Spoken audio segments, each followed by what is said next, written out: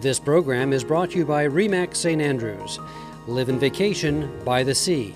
Choose wisely, choose RE/MAX.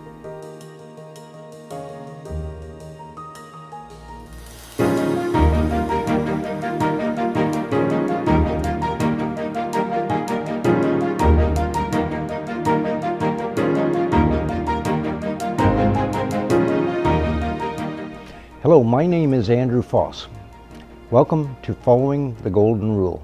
And I'm Jay Remer, your co-host, and for the next 26 weeks I will join Andrew and where we will be discussing the ABCs of building character.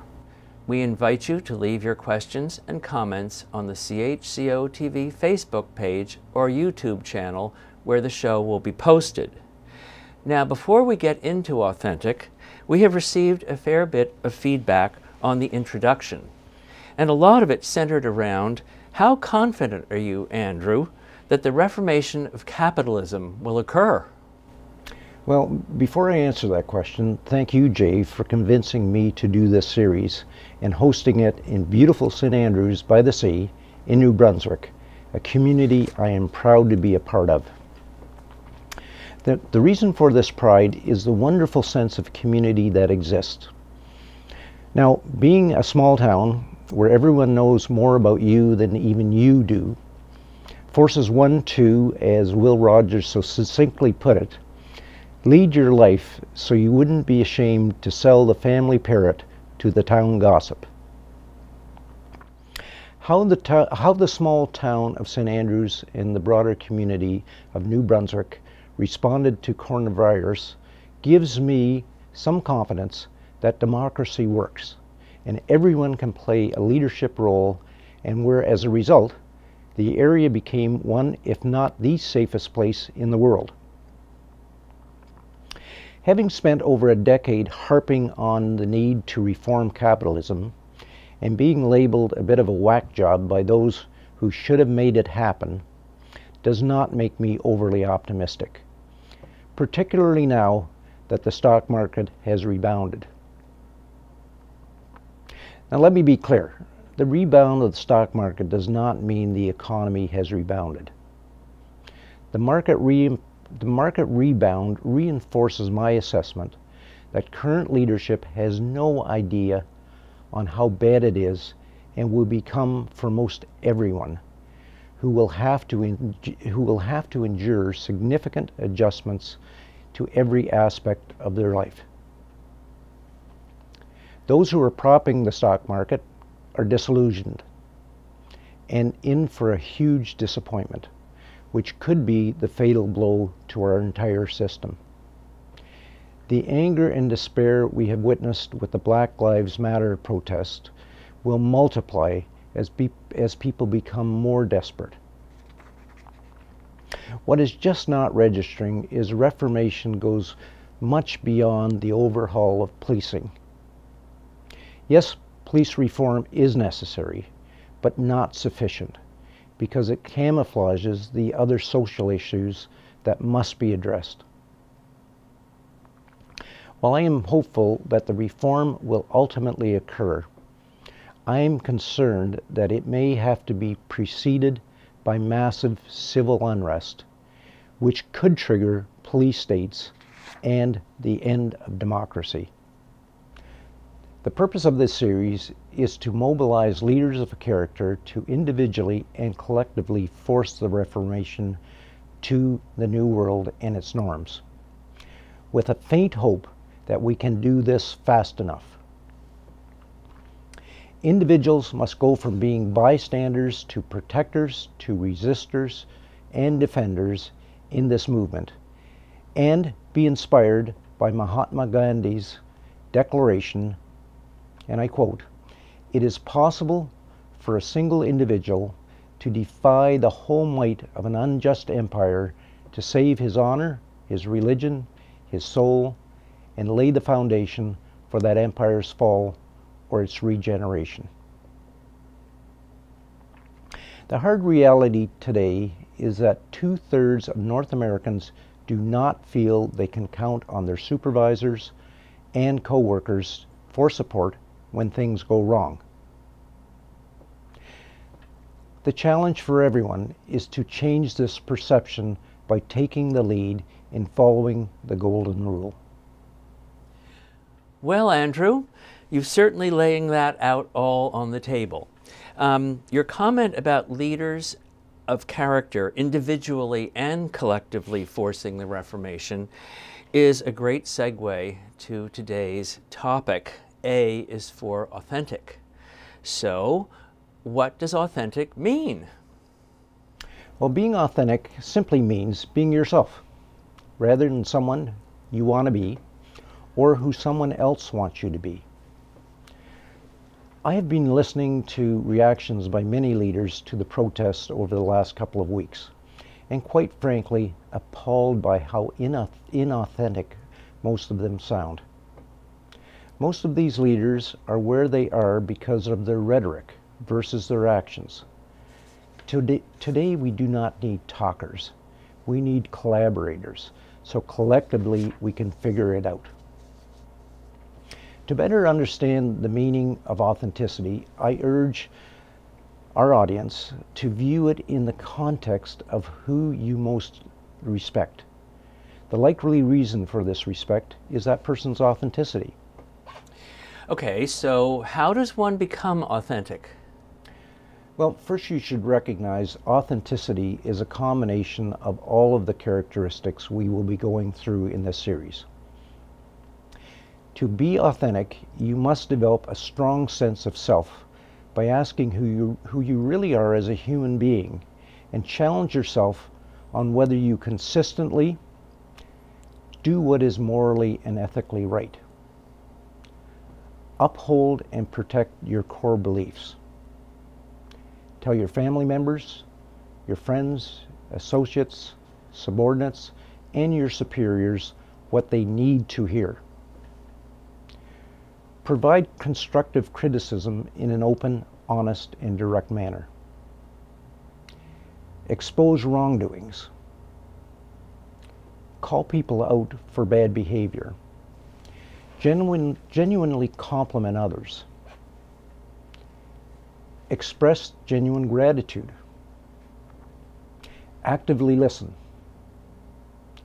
Hear the unsaid. Alter your positions or viewpoints based on compelling arguments. Understand how others feel. Understand why people feel the way they do. Let others know how you feel. Let others know why you feel the way you do. Defend and protect those who are wronged. Give proper attribution and credit when things go right. Take appropriate responsibility when things go wrong. Treat people with respect, regardless of background, color, gender, orientation, social standing, and religion.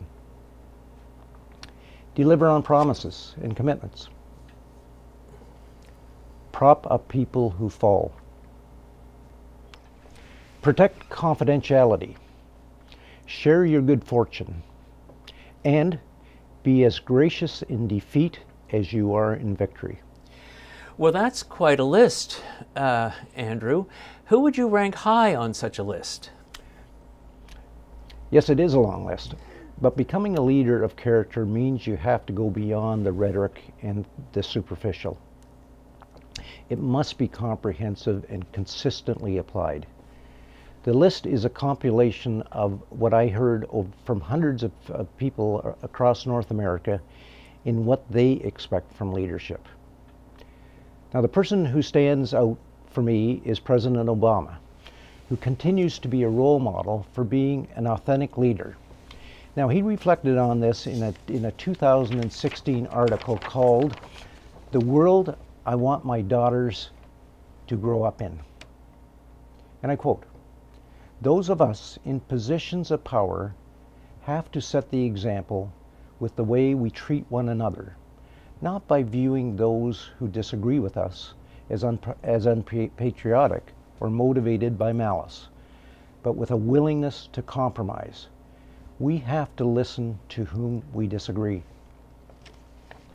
Now, two others stand out. New York's Governor Andrew Cuomo and New Zealand's Prime Minister Jacinda Ardern have become excellent role models of authenticity in the way they led their people through the pandemic. So conversely, who would you rank low on this spectrum? For over 3 decades, Bill Cosby was a role model for authenticity. Today, he is a pathetic example of an evil, perverted, creepy, and vindictive fake. Now, there are others, and we could fill a whole segment just by listing them without any commentary. So what are some of the barriers to becoming authentic? Well, the biggest barrier to being authentic is not being allowed to be. The majority of people work in autocratic cultures for a bully boss where blind obedience is dictated. So people have been conditioned to not to be authentic. In these toxic cultures, fear of going against authority stymies individualism and therefore authenticity. And another barrier is skepticism. So I understand about the fear, but what about the skepticism? Well, training in leadership, in anti-harassment, in engagement, in diversity and inclusion has become a multi-billion-dollar industry over the last couple of decades. The results have been dismal. And it's interesting to note the number of leaders who are promising more training in response to the Black Lives Matter protests, doubling down on what hasn't worked in the past. In most organizations, training is not intended to change the culture, but rather serve as a legal or public relations shield. People are skeptical because they are forced into taking these programs, but the culture in most organizations do not allow the application of the skills learned and continue to allow the behaviors that gave rise to the program. So what you're really saying, Andrew, is that the cultures have to change. Well, cultural shifts are definitely required. The perception out there is culture is, quote, soft HR stuff, just to make people happy. Well, it's pretty obvious. People are not happy. What will make them happy is stopping the discrimination, the exclusion, the abuse, the exploitation, the unfairness, the inequity, and the corruption that is evident in most of our institutions. What most leaders today do not recognize is people want to be part of the solutions. They want to be listened to. They want to be respected. And for my 2 decades in researching and writing about this stuff, I cannot overemphasize the need for bystanders to become protectors, resistors, and defenders. Our destiny is dependent on this. Well, under the current circumstances, we've certainly had a lot of time to reflect on what matters most to us. We now invite you to rank yourself on the authenticity scale, and then how would other people rank you? And then how would you rank people you hold in high regard, and why? These questions are important to ask and will be repeated through this entire series. We invite you to leave your questions and comments on our CHCO-TV Facebook page and YouTube channel, where the show will be broadcast. And I thank you, Andy, for your insights, and I thank you for watching the show today, and look forward to welcoming you next week when we will be discussing B is for Believable.